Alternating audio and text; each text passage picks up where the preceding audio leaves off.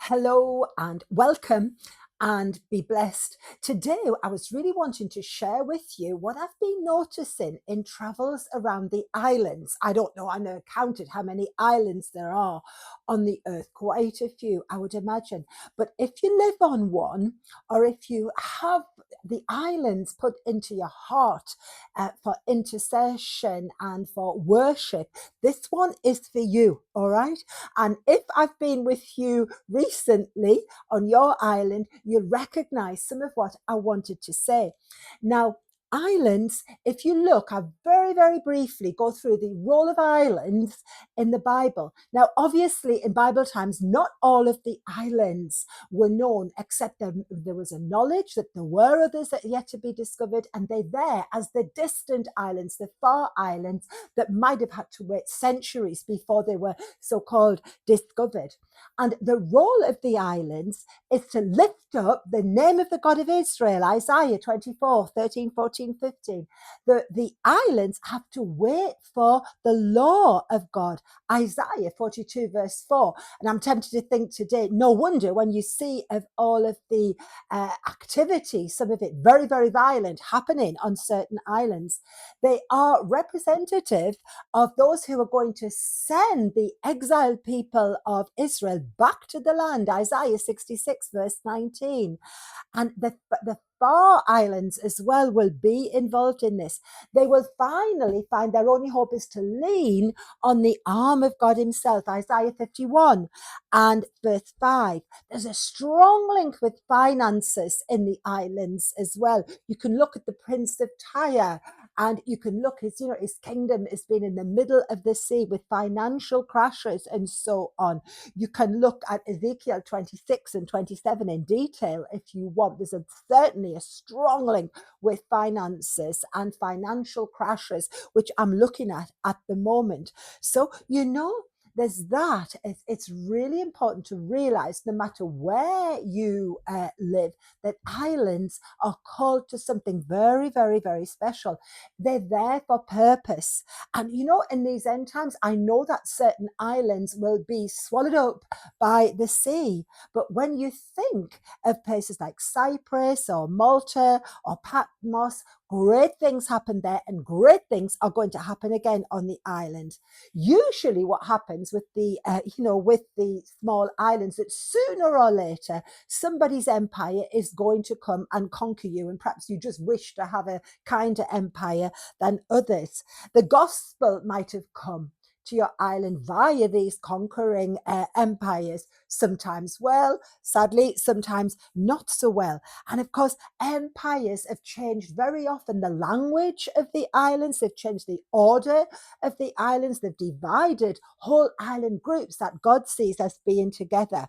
And they've changed the customs, they've changed the laws, and sadly, of course, as well, there has been a lot of slavery on the islands. But I wanted to just share something that really has been encouraging me.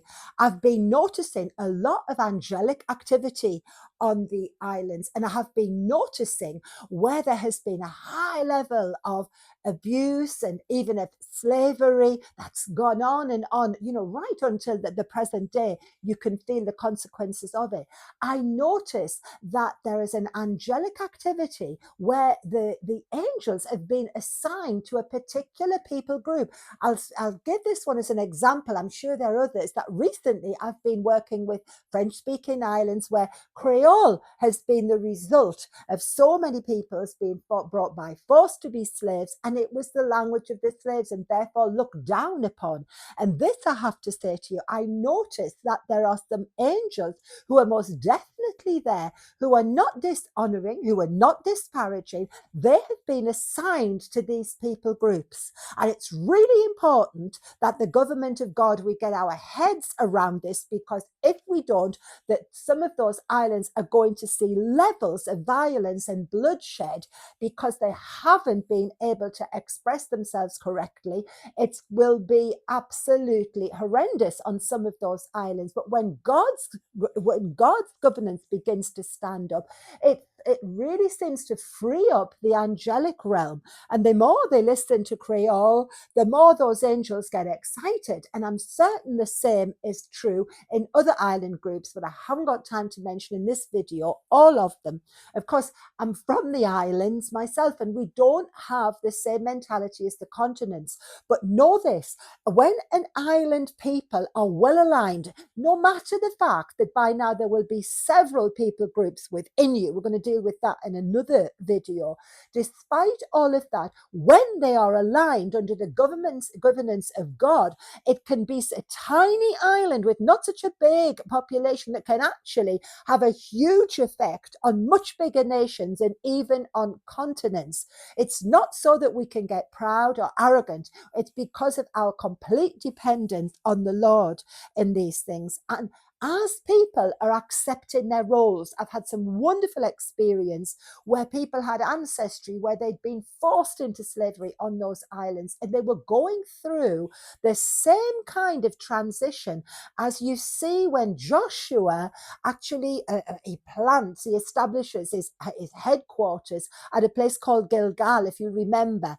And what happens there is very significant. It's where the people become a nation for the first time, where they throw off the yoke of slavery, where they circumcise, where they become, fully mature and fully able to move under God in a way that they never have before.